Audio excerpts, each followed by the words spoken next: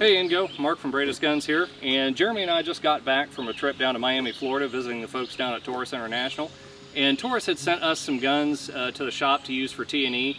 So we're out here at Love My Woods property to get a little shooting in and getting some experience with these firearms. They sent us 4 different guns. The first one that we have here is the Diamondback DB15, which is the Diamondback rifle. This is the basic configuration. It's got the ATI stock. It's got a quad rail free-floated forearm, 16-inch M4 barrel. We ran it with a red dot on it today and ran pretty well. We ran steel case and brass case ammo through it. Didn't really have any issues to speak of.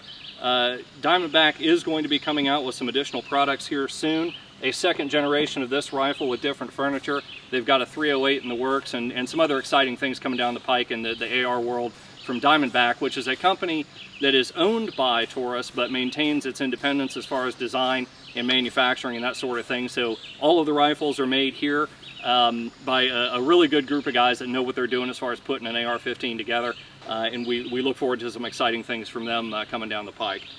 Diamondback also provided us with a sample of their new DB9 FS. This is their first full-size 9mm pistol. Diamondback previously had produced a subcompact 380 and a subcompact 9. This is our first foray into a double stack, full-size kind of service pistol. Polymer frame, striker fired, 15-round capacity. Pretty nice gun. It sits in the hand. It's got an ergonomic kind of grip on it, which may be a little bit problematic if you've got really small hands, but if you've got average to large hands, it seems to fit pretty well. Very comfortable gun. It's got a safety within the trigger, like a lot of other popular designs. No real surprises here as far as how it shoots. If you've shot, you know, a Smith & Wesson M&P or a Glock or any of the modern polymer frame full-size 9mm autos, this will feel very familiar to you. And we put well, maybe 100 rounds through it this afternoon, and you know, had a couple of malfunctions which may have been ammunition related, may have been gun related. Had a couple of failures to fire and a double feed, but you know, pleasant to shoot, accurate. So this is something to consider, and at the price point, these are going to retail for about $369. They're going to be very competitive with the likes of the Smith SD series and some of the other entry-level polymer frame firearms coming out. So we got that one. And then from Taurus, we have their Millennium Gen 2. This gun has been on the market for about a year and a half. And this is the latest version of their Millennium series that goes back to the mid to late 90s. This is the 3rd iteration of this particular gun. And I think this is the best handgun that Taurus has put out in the last several years. They've completely redesigned the grip frame and the slide. The ergonomics are very good. They have some textured panels here on the grip that really help the gun stick in the hand without being abrasive.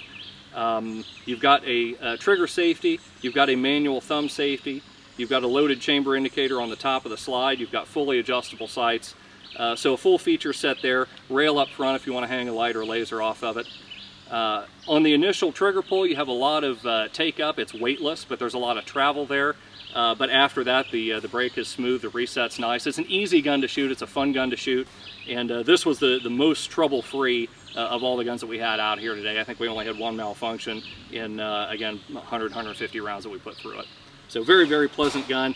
We've been selling a lot of these, and they did just bring it out in 40 this year. They offer it in a stainless or a black. Any retails for about $350. And lastly, we have the Taurus View, which is their ultra lightweight, ultra compact 38 revolver. The cylinder is out of their 85 series. Everything else is essentially redesigned to get it as small and as light as possible. It's an alloy frame with a stainless cylinder and an abbreviated barrel, so maybe an inch a barrel.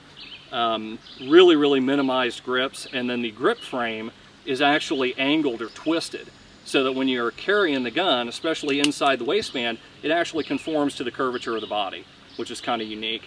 Also interesting on this gun, it has a clear Lexan side plate, so you can see all the workings of the gun going on in there. This gun is not a lot of fun to shoot because of the grip design and because of the extremely light weight. Taurus designed this, or intended this, to be a last-ditch, deep cover kind of gun. So they admit that it's going to be a challenging gun to shoot. If it had a more substantial grip on it, it would handle a lot more like a traditional short barrel 38, but as it is, it's really not a lot of fun to shoot. So, you know, not something you're going to put a lot of rounds through, but something you can carry in a pocket or a waistband, you know, every day without any kind of effort at all. So it's, if you like a revolver, but even the Taurus 85s or some of the other small ones are too big, you know, this one is one that you can carry in a pocket or just about any place, and it'll disappear. And not many 38s will do that.